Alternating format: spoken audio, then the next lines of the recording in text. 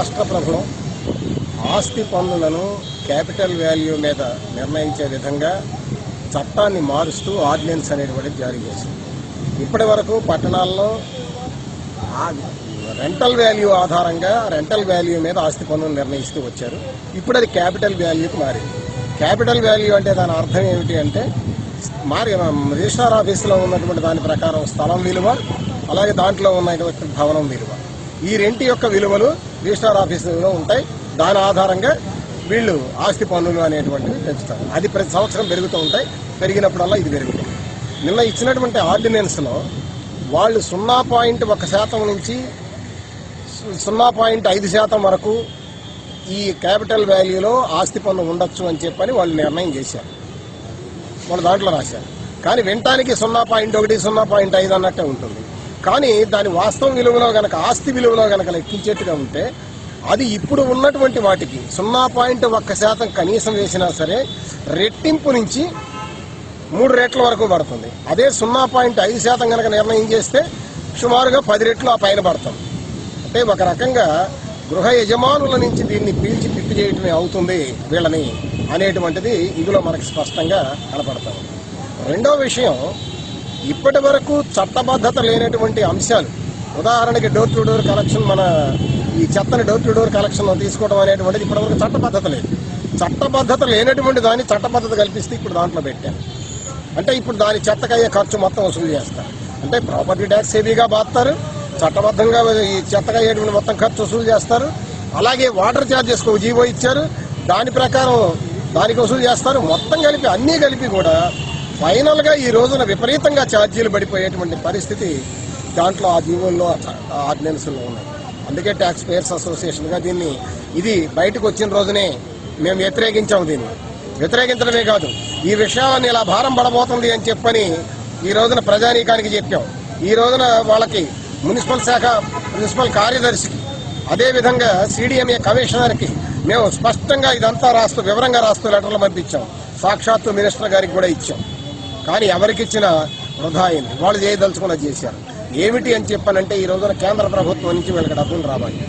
0.25% వాళ్ళకి పర్మిషన్ ఇవ్వాలి. ఆ పర్మిషన్ ఇవ్వాలి అని చెప్పానంటే నువ్వు ఈ చెయ్యాలి అని కేంద్రం షరతు పెట్టింది. కేంద్రం మోడీ గారు షరతు పెట్టారు, జగన్ గారు ఆచరించారు. ఇది దీంట్లో ఉన్నటువంటి పరిస్థితి. మోడీ గారు పెట్టినటువంటి షరతు ఈ రోజున విజయవాడ నగరాన్ని బాగు చేయండి అని చెప్పి పెట్టలా, లేకపోతే ఇతర పట్టణాల్లో బాగు చేయండి అని పెట్టలా, మీరు ప్రజల్ని బాగా బాదండి అని చెప్పి షరతు పెట్టారు. వీళ్ళు కూడా అదే ఆలోచించారు. ఈ రోజున రాష్ట్ర ప్రభుత్వాన్ని మేము ఒకటే ప్రశ్న అడుగుతున్నాం. మీరు టైం ఫ్రేమ్ చేసుకొని ఆస్తి పన్నులు ఎలా పెంచాలి, వాటర్ ఛార్జీలు ఎలా పెంచాలి, ఇవన్నీ కూడా టైం ఫ్రేమ్ చేసుకొని ఏటా ఎలా ఇంక్రీజ్ అవ్వాలో కూడా ఆర్డినెన్స్లో వీటిల్లో పెట్టారు. ఇప్పుడు మేము అడిగే ప్రశ్న ఏంటంటే, ఇవాళ విజయవాడ నగరం లేదా ఇంకో పట్టణం కావచ్చు, మన రాష్ట్రంలో ఉన్న పట్టణాల్లో మీరు రోడ్లు ఇలాంటి టైం ఫ్రేమ్ పెట్టుకొని వేస్తున్నారా? రోడ్లు ఇన్ని సంవత్సరాలు మున్నతాయని మీరు గ్యారంటీ ఇస్తున్నారా? లేదు ఫుట్పాత్లు మీరు కడుతున్నారా? లేదు పార్క్ హౌస్లు మీరు కడుతున్నారా? లేదు ట్రాఫిక్ క్లియరెన్స్కి మీరేం చేస్తున్నారు?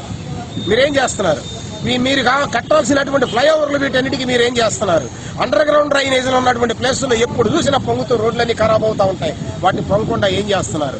వర్షం వస్తే సిటీ మొత్తం కూడా అనేక సిటీలు వరదలో నీళ్లలో ఇరుక్కుపోయి చెరువులాగా తయారవుతున్నటువంటి పరిస్థితులు ఉన్నాయి. విజయవాడలో అదే పరిస్థితి ఉంది. మీరు వాటిని ఏం చేస్తున్నారు? కాబట్టి ఇటువంటి వాటన్నిటికీ కూడా మీరు చట్టాలు చేయండి, ఆర్డినెన్స్లు ఇవ్వండి. ఇచ్చి వాటన్నిటినీ కూడా ఈ రోజున సైంటిఫిక్ గా నిర్మాణం చేయండి. మీరు నిర్మాణం చేస్తే ప్రజలు ఆమోదిస్తారు, ఆచరిస్తారు. అంతేగాని మీ ఇష్టారాజ్యంగా ఇవన్నీ ఏవి చేయకుండా ప్రజల్ని మీ చావు మీరు చావండి, మేము మాత్రం డబ్బులు కాజేసి మా పనులు మేము చేసుకుంటాం, మా ఇష్టారాజ్యంగా మేము ఖర్చు పెడతాం, దానికోసం అని చెప్పని మీ దగ్గర గుంజుతామని చెప్పడం అనేది దుర్మార్గమైనటువంటి విషయం. రెండవది, రాష్ట్ర ప్రభుత్వం ఇవ్వాలి వీళ్ళకి డబ్బులు, స్థానిక సంస్థలకు డబ్బులు ఇవ్వాలి. ఆ డబ్బులు ఎందుకు ఇవ్వరని అడుగుతున్నాం మేము. మీరు 40% దాకా ఈ రోజున స్థానిక సంస్థలకు ఇవ్వండి, స్థానిక సంస్థలు బాగుపడతాయి. ఎందుకు చేయరు మీరు ఆ పని?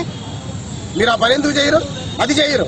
అది చేయకుండా ప్రజల మీద బాధటం మొదలు పెడితే ఈ డబ్బుల్ని మేము ఇష్టారాజ్యంగా ఆడికి ఉచితం, ఈడికి ఉచితం, వాడికి ఇది, ఈడికి ఇది అని చెప్పని ఇచ్చుకునేటువంటి పరిస్థితి ఉంది. అందుకనే ప్రజానీకం యావత్తు కూడా ఈ రోజున గమనించాల్సినటువంటి అవసరం ఉంది. విజయవాడ ప్రజానీకం, అలాగే రాష్ట్రంలో ఉన్న పట్టణ ప్రజానీకం యావత్తు కూడా గమనించాల్సినటువంటి అవసరం ఉంది. మీ అందరూ కూడా ఈ రోజున ఈ ఆర్డినెన్స్ ని వెనక్కి తీసుకోవాలి అని చెప్పని వీధుల్లో డిమాండ్ చేయాల్సినటువంటి అవసరం ఉంది అని చెప్పని మేము డిమాండ్ చేస్తున్నాం.